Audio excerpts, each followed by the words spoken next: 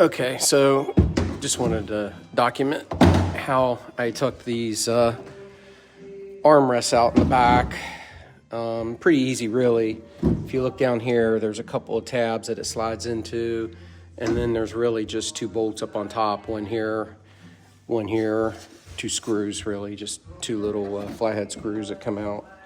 The interesting thing as I was trying to figure out how to take this out, and it took me a while on the other side to figure it out, and I just kind of forced it out at one point and then tore it off so I could see. But then I realized this felt like it was stitched, but it's really not. So really all you got to do, let's see if I can do this one-handed here on this one, is if you can pull that tab out there that goes down in there, and these are so old. There it comes. Underneath of it, then you can see the screw that you just screw out. So these are so old, it was hard, and I thought they were stitched in there, and I was like, how the heck do I get to that?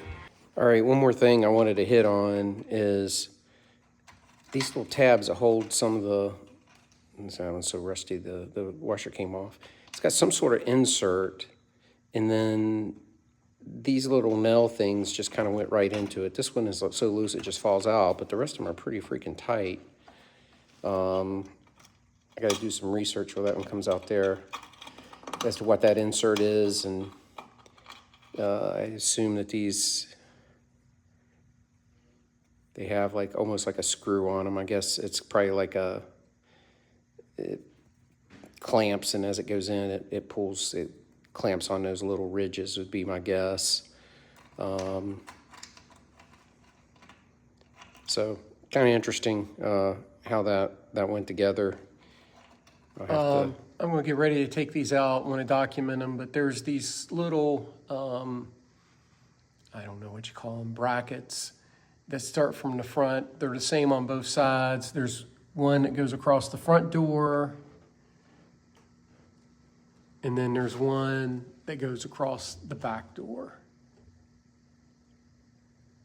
all the way down to the end there. And you can see that it's mostly little screws holding them in.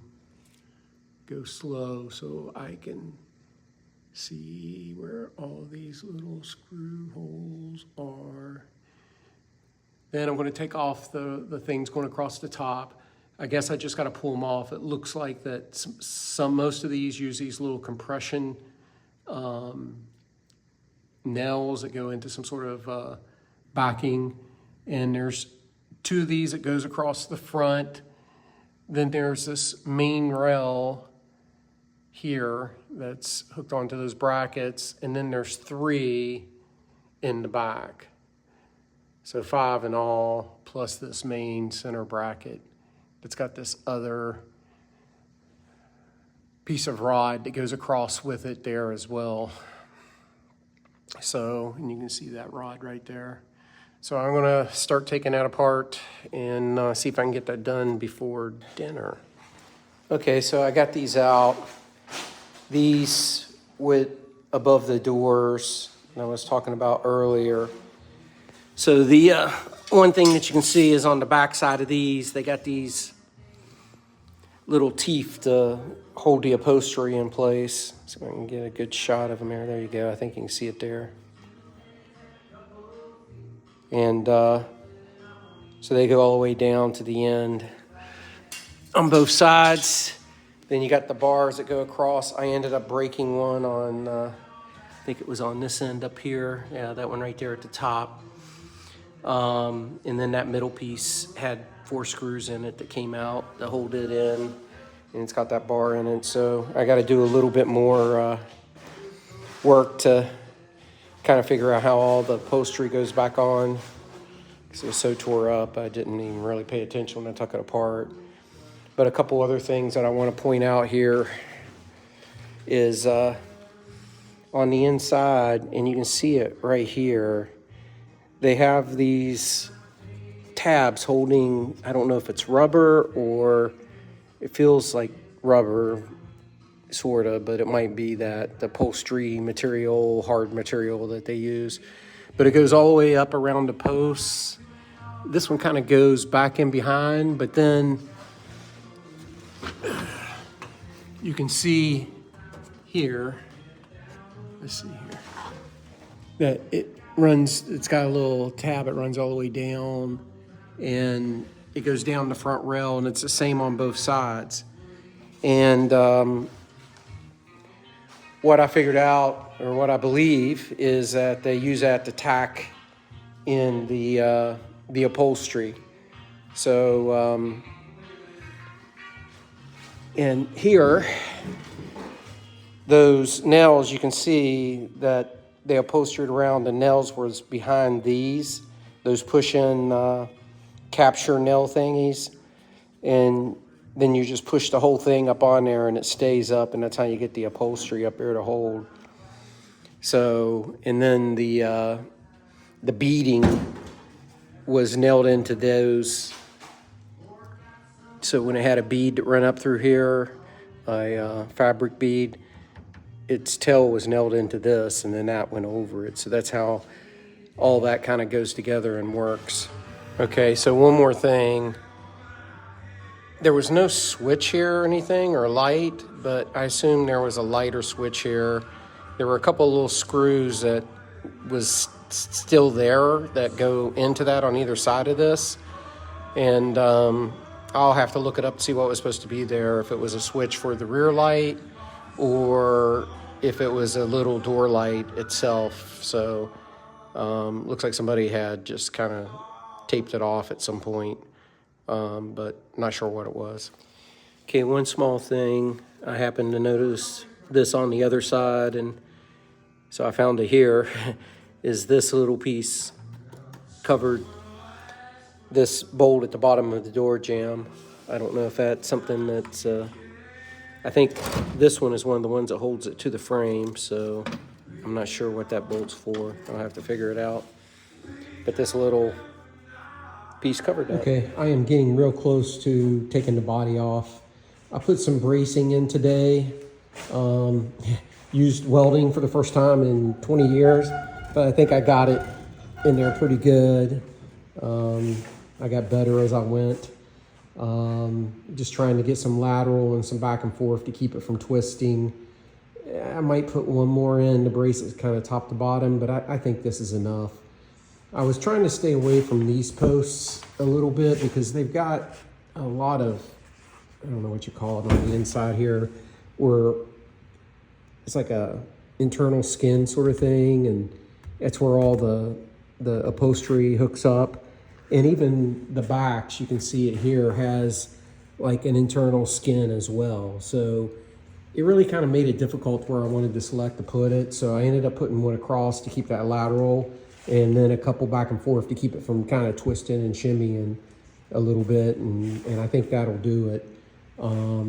Not a lot of great places. I was going to do a triangle, but couldn't get, this ended up making the metal flatter, so ended up making it work better. I also ended up taking getting the rear bumper off finally. Took me a while to get it off because the first bolt was a bitch, and then I started, I'd forgotten I'd gotten a cutoff wheel, one of these 3M cutoff wheels. I went and got it, and the next three came right off. I just cut the bolts off, or nuts off, and got it there. So I got a few more things up front to take out. Some of them I may or may not do till afterwards, but I do have to unhook like the oil pressure gauge wire that goes through, or oil temperature, and a couple other things. And then I don't know if I'll just cut the harness or pull it out, but I've just kind of got to get this stuff off, the rest that's on the front, and then start taking the bolts off, the body bolts, like one there. I'm not certain if that's one up there, but I think it is. Looks like we got one here, and you have two here, which I was trying to figure that out in the earlier one. I don't know what these two bolts are for. I'm concerned that there's something hooked to the body below, like a gas line or something, but I'll look. But there's another. I thought there was another one right there, but I don't see one. But then there's one in trunk as well, along each side. Bumps back here. So I will figure it out. Oh, there, you can see it on that side over there. But this is where I got the biggest hole. This is my biggest issue, is this trunk space. The rest, I think it's actually, I was kind of scared of the front pan, but I'm thinking, now that I've got everything out and starting to clean it up, it's pretty solid, except right up here around the transmission access cover and under the foot. I think I'm going to be able to cut most of that out, redo that, and the rest of it is pretty solid, I think, except for back in that corner. And I'm sure there's a couple other places around the fender there. There's a couple little spots I got to fix. And then the rest is kind of around the fenders where it rusted in spots on the outside that I'll have to fix, and then the fenders themselves. And then back here is on both sides, this outer section right there around where the bumper comes out is kind of real bad. Again, on this side, this is the worst. It's just kind of destroyed over here. So getting there. I've been looking online at pans, but for the trunk, might be the easiest thing to do. I'm not sure that they're real accurate in their stamping though. I was going to take a look at that. Well, got to use my new plasma cutter today, which I'd never used before. Cut some of the pieces up, and I also cut that top off of a 55-gallon drum barrel for something else. And that's it. I think I'm done for the day.